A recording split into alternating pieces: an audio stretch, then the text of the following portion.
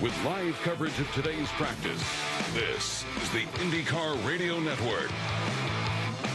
It's the INDY NXT by Firestone Grand Prix of Monterey doubleheader weekend. This is practice number 2 right here on the IndyCar Radio Network.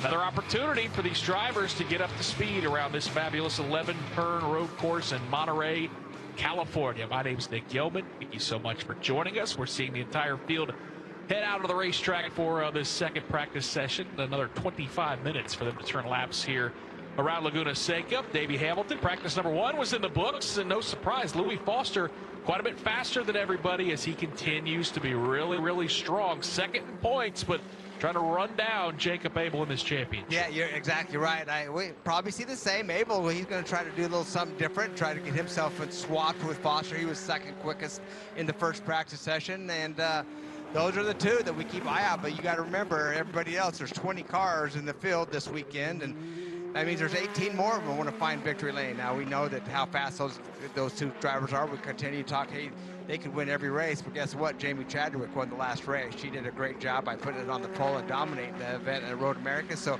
another one of these drivers could do the same thing here. But right now, odd-on favorites are those two drivers we just talked about. This session at a minute 13.19 with just 13 minutes to go. And now we see Josh Pearson, another one of those drivers looking for a solid result in that bright green and white car. He goes off the racetrack down in that spot we were just talking about, Davey, turn number 2, where those drivers are carrying a lot of speed into that left-hander. Yeah, you know, a lot of speed down there, and you got to get your braking zones just right. We see, you know, you lock those front brakes up down there, and you definitely slide off to the outside the track. Looks like potentially that's what happened, but no harm, no foul. He got back on, and we're going through turn 5 right now, which we talked about that corner during the IndyCar show as well. That's a corner if your car seems to have understeer and you think you're really good, and just a little bit and you're comfortable in the back solid, you get there and it could be different, a completely different corner. We've seen Pato O'Ward and that IndyCar practice go through, get that car turned around, slide off the racetrack, and just whatever it is about that corner just really wants to make the back of the car free, but it's just another challenge that this course throws at you. Davey, we just had an IndyCar practice session moments ago, so theoretically, my mind thinks, all right, a lot of Firestone rubber has been laid down on the racetrack. How beneficial do you think that is for these drivers in this practice session compared to what we saw a little bit earlier today where they didn't have all the IndyCar rubber laid down? Yeah, well, I think it's going to help them. I think the more rubber that gets down on the surface, it's going to get better, and obviously now that you have Firestones on both series in the Indy NXT and IndyCar, it's going to benefit both of them. The more laps actually 1:13.89 was their fastest lap right now. So that lap that Abel did, how impressive is that? Got into 1:12 second, barely got into 1:12, but he made it in there.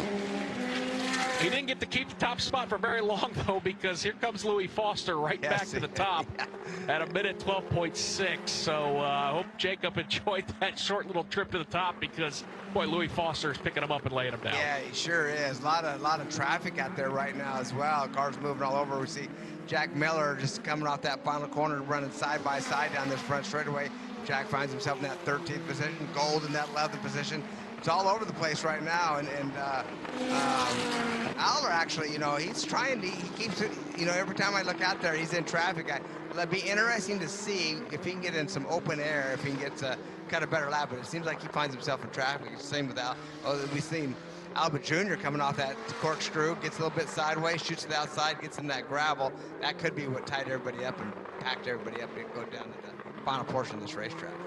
Well, and yeah, for a couple different reasons, Davey. Obviously, a slower car in front's going to bunch things up, but I also wonder all the gravel and sand and dust that this racetrack is known for out on the West Coast.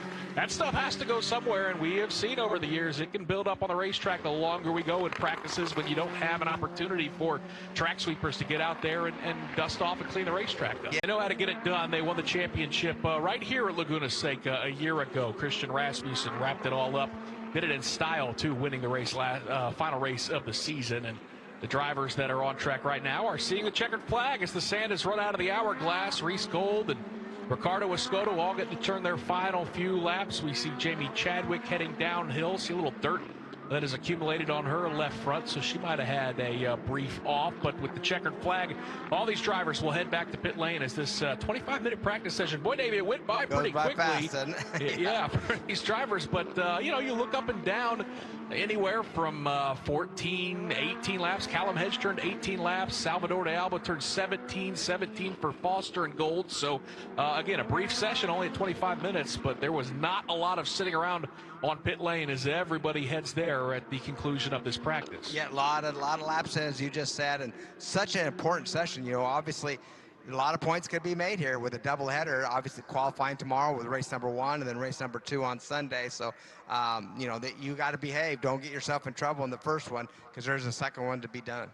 Yeah, and certainly maintaining that race car on the track is going to be important in qualifying because it's just one qualifying session where we will set the grid for both races tomorrow morning when we get things started at 9 o'clock local time, 12 Eastern time. Here's how it ended up. Louis Foster has swept the 2 practice sessions. He goes fastest here at Laguna Seca. His best lap time at 1:12.417. Kyle Collette knocking on the door, about a tenth of a second off in second.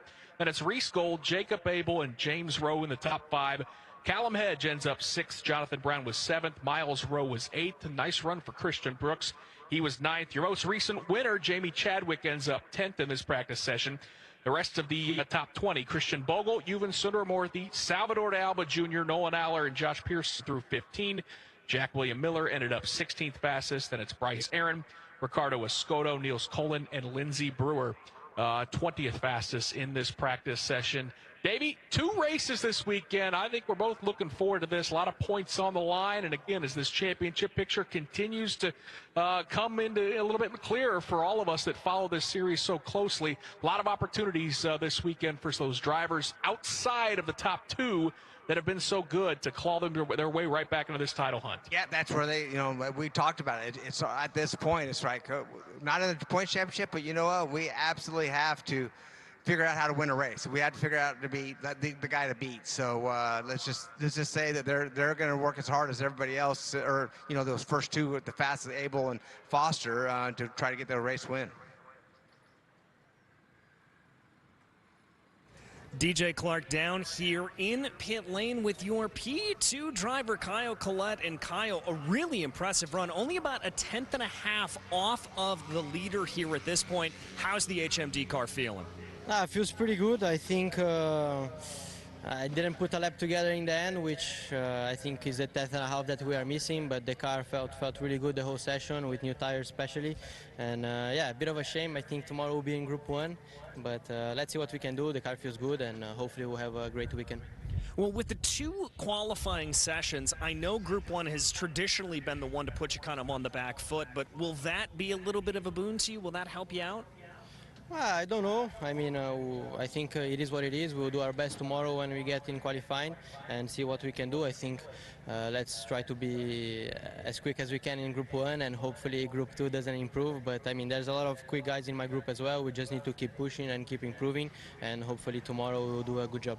Well, we'll be watching for you, Kyle. Best of luck to you. Thank you.